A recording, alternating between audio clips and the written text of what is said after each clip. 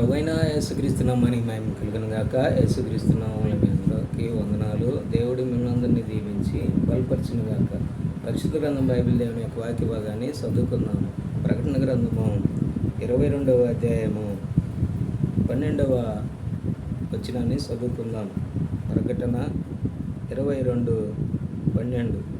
ఇదిగో త్వరగా వచ్చుచున్నాను, వాని క్రియల చొప్పున ప్రతివానికిచ్చుటకు నేను సిద్ధపరిచిన జీతము నా యొద్ద ఉన్నది. ప్రభునామానికి మహిమ కలుగును గాక. దేవుడు బిడ్డలారా, ఈ సమయంలో ఆయన అంటున్నాడు, ఇదిగో నేను త్వరగా వచ్చుతూ ఉన్నాను, వాని క్రియల చొప్పున ప్రతివాడికి ఇవ్వటానికి జీతం ఉంది నా దగ్గర. వాని క్రియల చొప్పున ప్రతివానికి నేను త్వరగా వచ్చి జీతం ఇస్తానంటున్నాడు. ఏం జీతము? పాపానికి వచ్చే జీతము మరణమా? ఇంకా పాపంలోనే జీవిస్తున్నావా? పాపాన్ని వదిలిపెట్టడం లేదా? నిజంగా క్రైస్తవుడివా, అన్యుడివా, నమ్మకార్థుడివా? ఎవరివి నువ్వు? ఏ స్థితిలో ఉన్నావు? నిజంగా పాపానికి జీతము తీసుకోవటానికి సిద్ధంగా ఉన్నావా? పరలోక రాజ్యానికి వెళ్ళటానికి జీతం తీసుకోవటానికి సిద్ధంగా ఉన్నావా అనే ప్రశ్న నువ్వు ప్రశ్నించుకో. ఆయన అంటున్నాడు, ఇదిగో నేను త్వరగా వచ్చి ఉన్నాను, వాని క్రియల చొప్పున ప్రతి వానికి ఇచ్చుటకు నా దగ్గర జీతం ఉన్నది.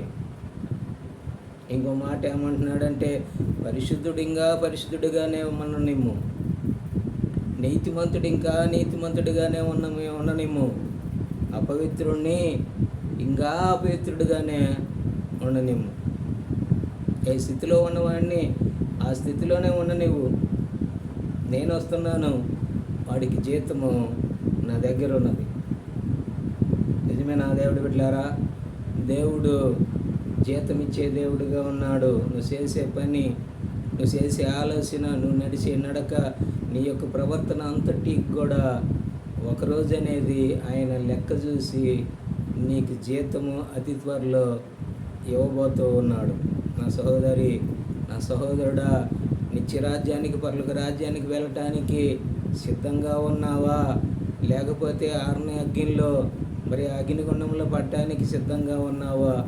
అది నువ్వు తెలుసుకోవాల్సిన యొక్క విషయము. అది అనేది నీ చేతిలో ఉన్నది. నువ్వు పరలోక రాజ్యానికి పోవాలని భూమి మీద నడుస్తున్నావా? నరకానికి వెళ్ళాలని నువ్వు నడుస్తున్నావు, అది నీకు తెలుసు. కాబట్టి ఆయన అంటున్నాడు, ఇదిగో నేను త్వరగా వస్తూ ఉన్నాను, వాని క్రియల చొప్పున ప్రతి వానికి జీతం ఇవ్వటానికి ఆ జీతము నా దగ్గర ఉన్నది. ఏ స్థితిలో ఉన్నవాడిని ఆ స్థితిలో ఉండనిమ్ము.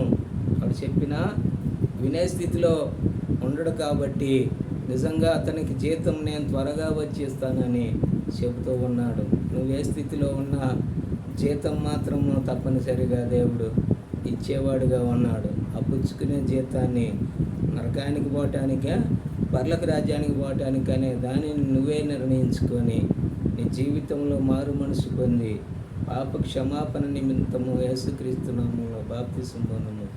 అప్పుడు పరలోక రాజ్యంలో ఉండటానికి అవకాశం ఉంటుంది. నా సహోదరుడా, సహోదరి, నిజంగా ఈ చివరి కాలంలో దేవుడు వాక్యము కాదని, నిజంగా వాక్య ప్రవేశనము ద్వారా నెరవేరే యొక్క ప్రతి ఒక్క విషయము మనం చూస్తూ ఉన్నాము. ఆయనే చెప్పినాడు మత్తయి సువార్త 24వ అధ్యాయములో, నా నామం నిమిత్తము అనేక మంది అబద్ధ బోధకులు, అబద్ధ ప్రవక్తలు వచ్చి సాధ్యమైతే ఏర్పరచబడిన వారిని సైతము మోసపరుస్తారు అనే వాక్యం రాయబడింది. మోసపరచబడే యొక్క బోధలో, తప్పుడు యొక్క విధానంలో, తప్పుడు సిద్ధాంతంలో ఉంటే సరి చేసుకో. వాటిలో నుంచి బయటికి రా. నిజమైన సత్యాన్ని నమ్ము, గ్రహించు. ఆ సత్యములో ఉన్న, ఆ వాక్యములో ఉన్న భాగాన్ని నువ్వు గ్రహించు. వాక్యమే దేవుడు కాబట్టి దేవుడు చెప్పిన ప్రతి ఒక్క మాటను నమ్ము. అప్పుడు పరలోక రాజ్యానికి వెళ్ళటానికి అవకాశం ఉంటుంది. కనుక సహోదరుడా, సహోదరి, జీతము ఆయన వస్తానన్నాడు, ఇస్తానన్నాడు. కాబట్టి తీసుకోవటానికి సిద్ధంగా ఉంది. అది మంచిగా, అది చెడుకా అనేది నీకు తెలుసు. కాబట్టి ఇక్కడి నుంచి అయినా నువ్వు మంచిగా మారు. దేవుడు కుమారుడుగా కుమార్తెగా మార్చబడు ఆ రాజ్యంలో ఉండటానికి సిద్ధపడు. దేవుడి వాక్యాన్ని దీవించిన గాక. ప్రార్థన చేసుకుందాం. మహాపురుషుడు తండ్రి, సర్వశక్తిమంతుడా యేసుక్రీస్తు ప్రభువా, ఇదిగో నేను త్వరగా వస్తున్నాను. వాని క్రియల చొప్పున ప్రతి వానికి జీతం ఇవ్వటానికి నా దగ్గర ఉన్నదన్నావు ప్రభువా. నీ పిల్లలైన వారు నిత్యరాజ్యముల నిత్యత్వంలో ఉండే జీతం తీసుకోవటానికి వారు మారు మనసు రక్షణ పాప క్షమాపణ పొంది మతములో, ఆచారంలో, నామకార్థంలో, సిద్ధాంతములో వంటి వారిని విడిపించి వారిని వారి కుటుంబాలను 30 60 100 దీవించి ఈ బిడ్డలందరూ నీ పరలోక రాజ్యం నిత్యత్వం నిత్య జీవములు ఉండటానికి సహాయం చేయమని మా ప్రభువైన యేసుక్రీస్తు నామములో ప్రార్థించి అడిగి వేడుకొనుచున్నాం మా తండ్రి. ఆమేన్. దేవుడి బిడ్డలారా, ఈ యొక్క వీడియోని లైక్ చేయండి, షేర్ చేయండి. ఈ పరిచర్య కొరకై మీరు కూడా ప్రార్థన చేయండి.